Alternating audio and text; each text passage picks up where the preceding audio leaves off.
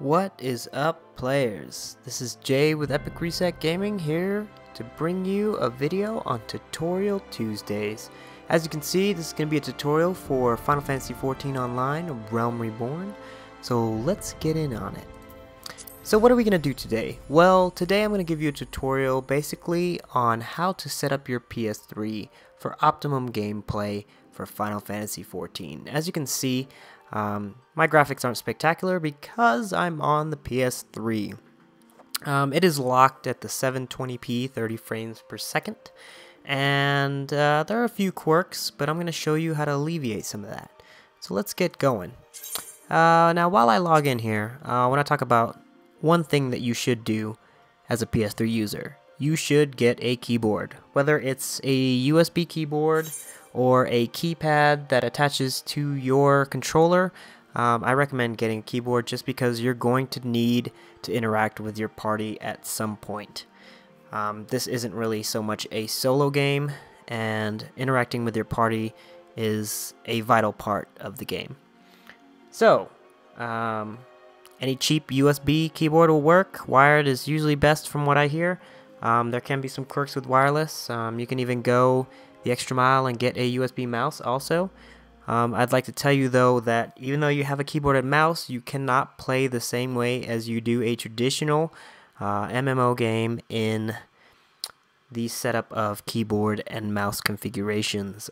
It just doesn't use standard hotbar setups, which is what PC users usually use. You are still stuck with your crossbar setup. So until they change that, that is not an option. So yeah, I recommend the Sony PS3 keypad, which I believe they discontinued, and if you can find them on clearance somewhere, they're usually pretty cheap. I got mine brand new for 10 bucks, and also the keypad doubles as a touchpad. So here we go. We're loaded in, and basically, first off, the thing I want to start talking about is the rendering. Obviously, a PS3 is not a high-end gaming rig, so it has to render characters, enemies, and stuff around you in a certain way. And from what I understand, there's a radius around your character that everything within that radius loads through some sort of priority. And from what I've found is that it seems like the highest priority is other players, then like NPCs, and then possibly enemies. Of course the world around loads before then, but you usually see other players before you see enemies, and during high-level fates and fate grinding in the areas where you have more than 30 people in the area trying to level up, this could be a problem because you can't see the enemies before they die. When they die, you see their dying animation, but you can't target them because they're dead.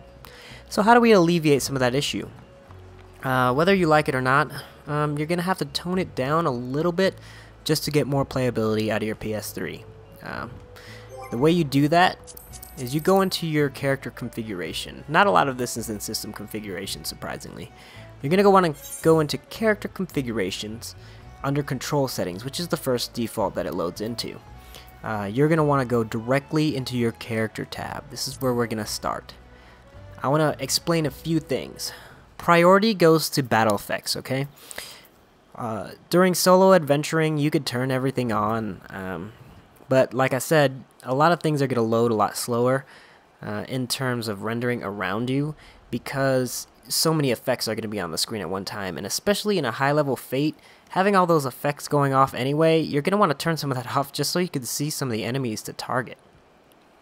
So when I'm doing solo stuff or I'm not in a crazy large party or anything, I'll usually have my battle effects shown and my effects shown when I'm moving. When I start doing some high-level fate grinding where there's a lot of people, I basically turn this off and I turn this to show none. And I also turn off my display headgear and display main and off hand gear when sheathed. And basically what that means is I turn this off because like I said, it takes priority during rendering, and your character for sure takes priority over other players, and then other players over enemies. So the more people that have this on, or off I should say, is going to help with the rendering time of characters around you, whether it's enemies or not.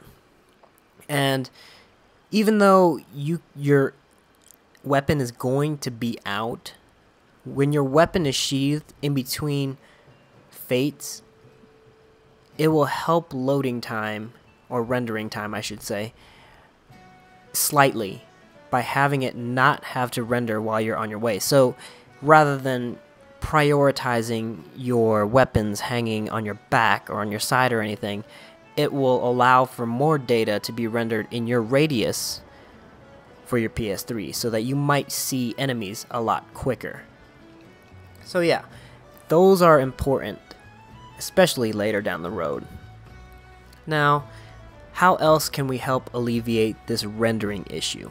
Well, that's fairly simple. Basically, we're going to go to display name settings. Now here, this is all the information that's going to be shown within the game, not the user interface. There's a lot of information shown on the user interface, which is, your party information, your duty list, chat, everything like that. That's got a lot of information already. This is the stuff that loads in game, which is your player names above their characters, their little HP bars above the characters, and things like that. So this is going to alleviate some of that render time because it doesn't have to render that over each character as you're loading through that area. So, of course, I don't know why you would need to see your own name. I have that on never. Same as my own companions or pets and minions. Never. Moving on to the other ones. Party members, I usually have their names just so I could pick them out in a large group and I can see them very quickly. As for their HP bar, remember, this is the one that's above their head, not this one down here, and not the one that's in the party information. You will see their information here, so I feel that it is redundant and kind of pointless to have the PlayStation loaded again and render it in real time above their character when you already have that information in your party info. Now, other playable characters. There's some controversy here. Like if you're a healer, you might want to see their HP bars above, but like I said, it's more rendering time, especially in a high level fate where there's a lot of people. That's something that you might not want to see. I have mine off, and for a reason, and I'll show you that in a second. Now when I go to non-playable characters, you got your enemies here. I basically have it never show if they're claimed, even if they're unclaimed, or engaged, because if they're engaged, that means you're engaging in a battle sequence with this enemy. Now, that means their information is on your target information, which is on your user interface. So there's no point in having that again above the character's animation or the enemy's animation. Unengaged enemies, I do have it show always because you want to kind of see what area you're in, the levels of the enemies you're trying to attack, and their names if you're trying to find them for a quest. Now, regular NPCs, I usually have that always on because whether you're in an instance or not, a lot of times you're going to have to see the NPC, and being by them or knowing where they are and what they're doing is very beneficial, so I have that always showing. But their HP bar, it's not like I really take care of them during the battle or anything, so I don't really need to see that information. They usually cure me. Objects, I always have that show because you're going to need to know an object in any instance or in any quest where you need to find something. You just want to know it's there. And if it requires to be killed or something like that, or destroyed I should say, I have it show the HP bar on over it, if it's below 100%. Minions, again, never. Now, that basically sums it up for rendering.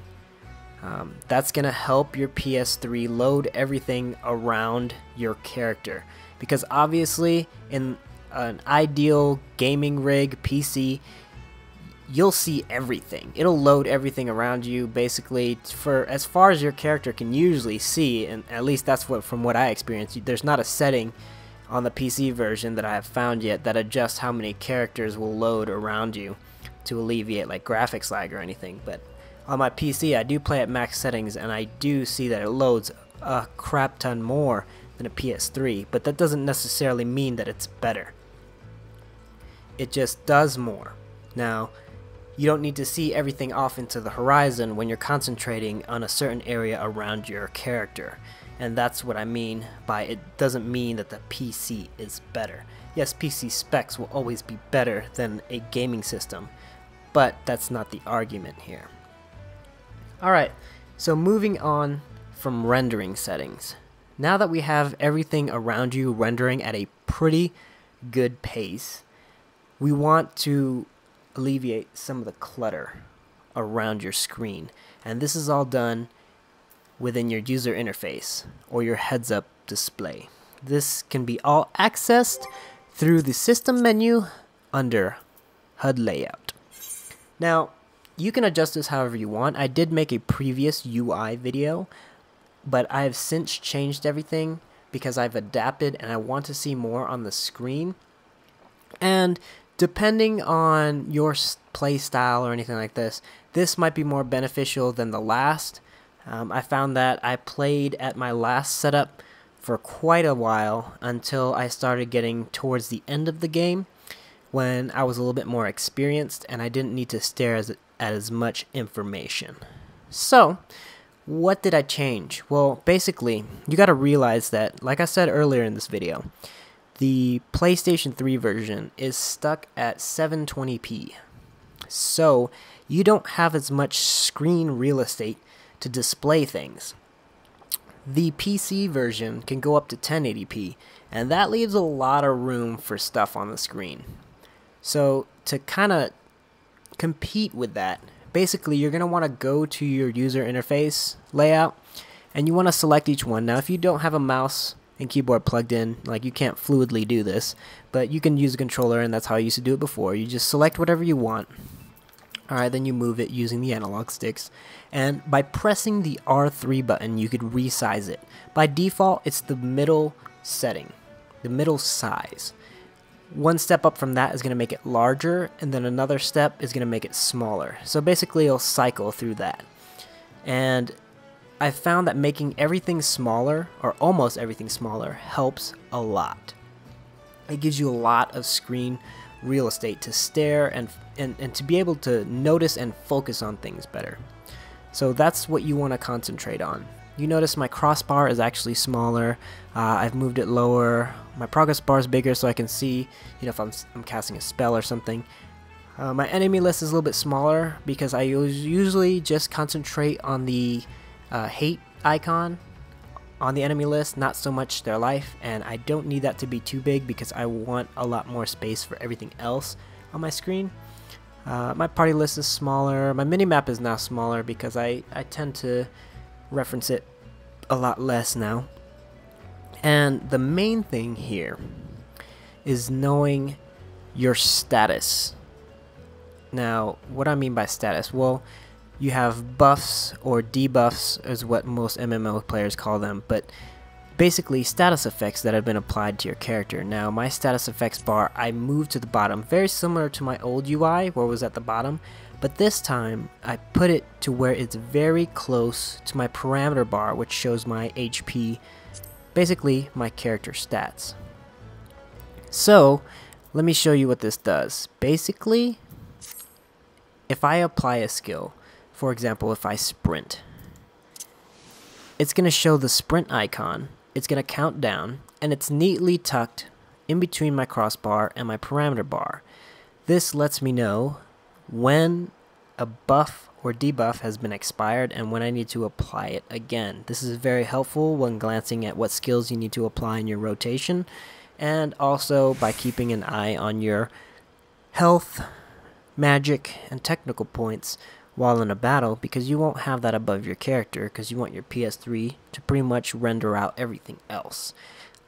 Leave the user interface to give you the information you need while your PS3 is rendering the game around it. So yeah, you basically have just now decluttered your user interface. One thing I would also suggest is to edit the settings on your chat log, maybe move it around a little bit so that you give more space and you can see more text, because sometimes when your party is very active and involved, there's a lot of text rolling through, and you want to be able to know what's going on. So now that we got everything rendering good, we got the UI decluttered, I want to talk about targeting. This is a big topic within the forums, and there's a lot of controversy on, why it sucks and why it's better to be a mouse and keyboard player than a gamepad, but I have yet to have any problems, and I'm about to give you the tips and tricks on how to basically enjoy the game. As you can see, I'm a level 50 monk, starting endgame stuff, and basically I've never had a targeting issue. Why is this? Well, because a preset button combination already set into the game allows you to switch between enemies without having a filter. It's basically an enemy-only filter button combination. So if we move to an area, let's see if I could find some enemies. Alright, here we go. We loaded in a dust bat right here. Alright, so we got 2 dust bat right here. Basically, to target any enemy, don't think about any filters, don't think about any other combinations, and all you want to do is whatever skill you want to apply towards the enemy. When you want to target them, you just hold whatever skill button is going to be the first skill you're going to apply, whether it's on the right side on R2 or the left side on L2. You just want to hold it, and then you want to tap a bumper button. A bumper button is basically your L1 or R1. So since I'm holding L2, I'm going to press R1, and you can see it targeted the closest bat to me. If I press R1 again, the other bat, and back and forth. Now it doesn't matter whether you press L1 or R1, it goes through this cycle the same. So if I'm holding R2, I can press L1, and it does the same thing. So I just found that you need to get in the habit of, if you're holding R2, use L1 to target your enemies. If you're holding L2, press R1 to target your enemies. And that's all you need to target your enemies. That's all you will ever need. I've not had a problem in any fates, and there are some people complaining about targeting issues still with this, and I believe I know the reason why. Well, like I said, everything's loaded around you in a certain radius on the PS3. Now this also applies to PC, but you want to realize that you can target any enemies that are on your screen. So right now, there's only 2 enemies on my screen. But if I zoom out, there could be 3, there could be 4. Who knows? It can target ones in the background, and this can cause an issue. You can kind of see the text loading in the background of a hedge mole, I think it is, back there. And you can see that my target filters aren't, or not my filter, but my reticle is going all the way out there. So what you want to do is, if you're attacking the dust bats, you're going to want to keep your camera around them so that it stays there. Now you see it still goes off into the distance. I found it best that whatever you're trying to focus on to attack, you need to move your camera in that general direction, and this becomes second nature, so that when you are fighting, you're only targeting the things in your view. So yeah, it's fairly simple on how to target enemies. So keep that in mind, and you shouldn't have any problems all the way up till you're done with this game. But now let's say you're a healer or something like that, or you like to use your D-pad to target, which I don't know why you would when that's a very effective way to target enemies, but let me show you how to use filters. Basically, when you use left and right on the D-pad, it targets any specific character within a certain filter. Up and down will always be your party, and is the easiest and fastest way to target party members. So always remember that. Your L2 and R2 holds with your bumper buttons for enemies, and your up and down for party, and that's all you really need at the moment. So let's go to the character configuration and move to targeting. Now, there are a few targeting things that you could apply here, but I tend to leave these as default, and I move on to these filters. These filters allow you to choose a certain set of characters when your weapon is sheathed and when it's drawn. I usually use this. Now there are some people who say that this one is a godsend and that's all you'd ever need, but I find that this made it even more complicated because it was just adding more button combos to something that was already there.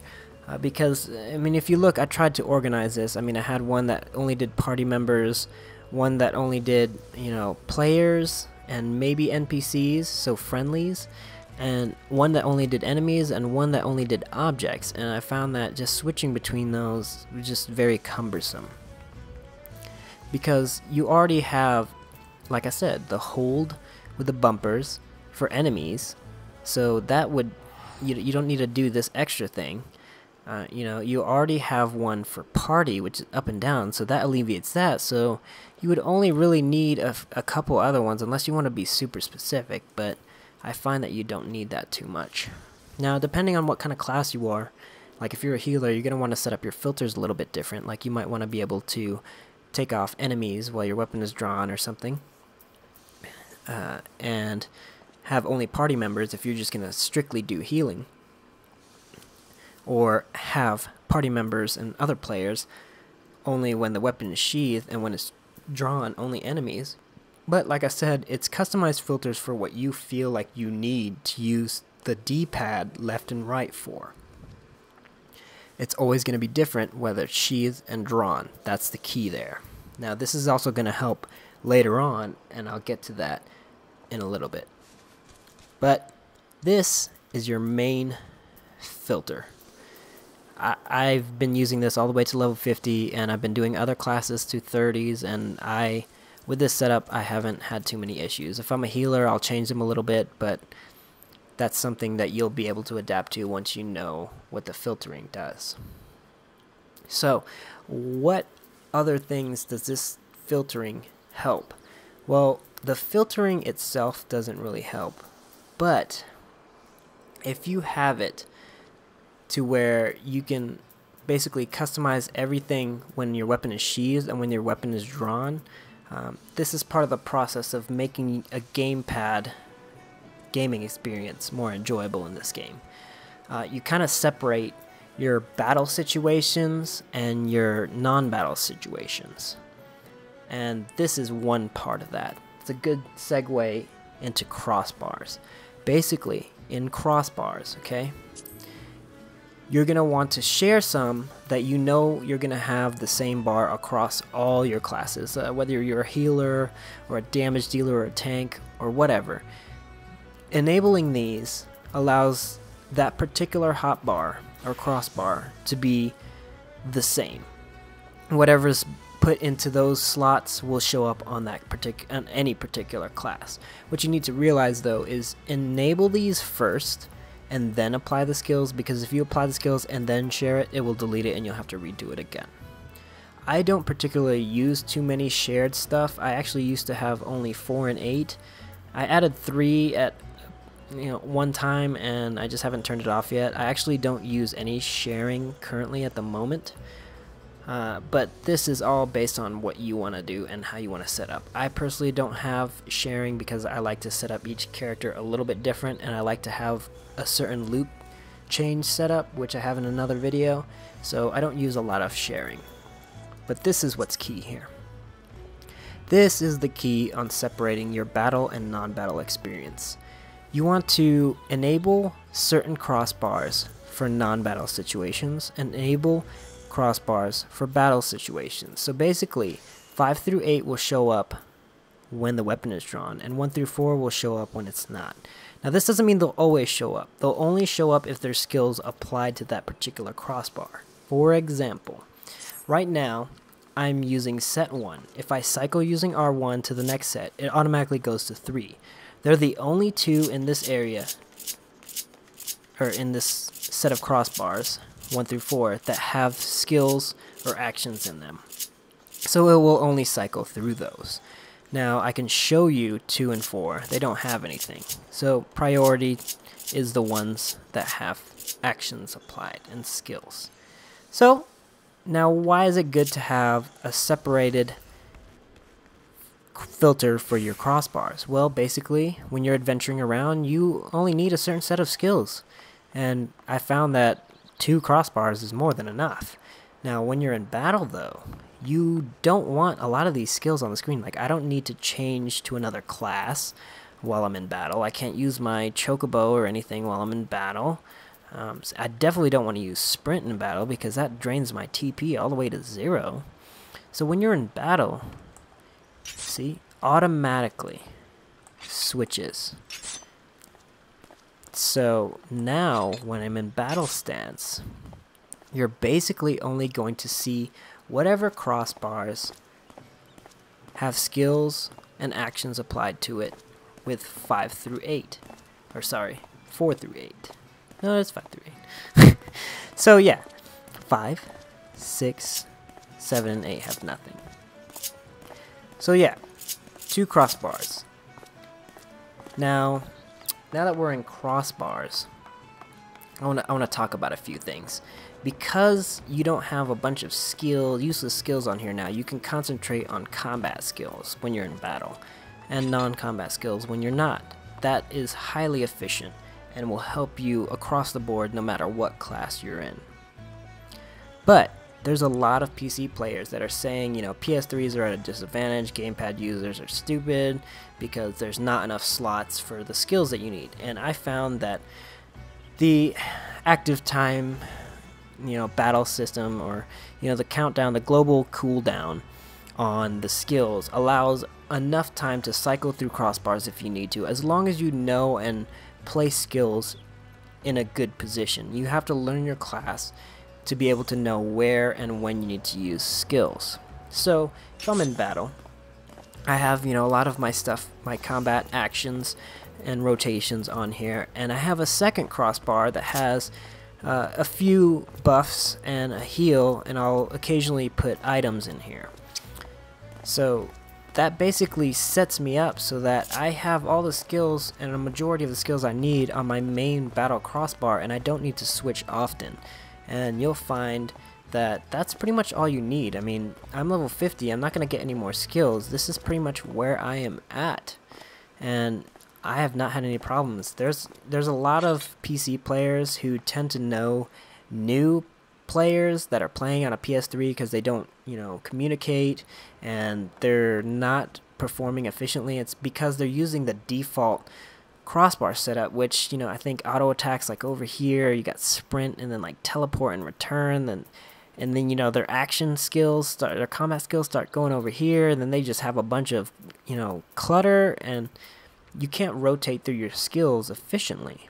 And I think that's where a lot of PC players don't understand, you know, that there can be good gamepad users. You just have to know how to set everything up efficiently. So now that we're on the topic of crossbars and not having enough space to apply skills to or anything like that, I want to talk about macros a little bit. The monk, for example, there are people who are putting a skill rotation. Like, let me give you an example. Dragon Kick, Twin Snakes, and Demolish is like a first rotation that I would do of skills. Now, you can't apply Twin Snakes until you apply Dragon Kick, and you can't do Demolish until you do a Twin Snakes. So there's people who are building macros that start out with running the Demolish, but because it can't be run, it'll try to run Twin Snakes, and because it can't run, it'll run Dragon Kick. And then it will cycle through again when you press the button, and it will try to run this. Because it can't, it will try this, and because it can at this time, it will run it. Then when you press the button again, you know, it loops back. Now, I guess that's okay for adventuring, but in my opinion, that's laziness. You don't want whoever played Street Fighter and wanted a one-button combo, or Mortal Kombat. You know, it's a one-button combo. You just keep tapping the same button. It makes the game experience boring. Not only that, you need to be able to adapt to any situation, and rotations can change depending on the situation. You shouldn't rely on a crutch of, oh, I need the space. I mean, you know, you think about it, if you put everything in macros, I mean, pretty much you could consolidate and you'll just have too much space, and that's not any more beneficial than having not enough space. There is enough space. That's what people need to realize. And learn your class, your favorite class, and play it well. That's all it takes to be a good player, is to learn what you need to know. Don't fall on a crutch or or think you're at a disadvantage and trying to use shortcuts to get an advantage.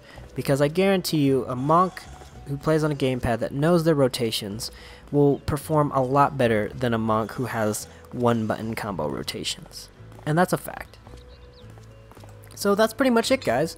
Pretty much sums up the video of how to set up Final Fantasy XIV for the best PS3 experience you can have. Now, there are some of this that can apply to a PC player, but obviously I made this video for PS3 players because we get a lot of crap. And no joke, it is, you could browse the forums or just play the game and you'll get crap for playing on a PS3.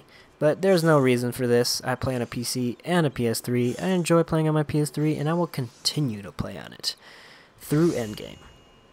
So until next time, guys, I hope you enjoyed this video. I'm sorry it was a little bit longer than usual, but this was an in-depth video on how to set up your PS3. I hope this helped a lot of you and answered a lot of questions. If you liked the video, please leave a comment below, subscribe to our channel, and let us know what you want to see. Until next time, guys, this is Joozy, Epic Reset Gaming. Peace.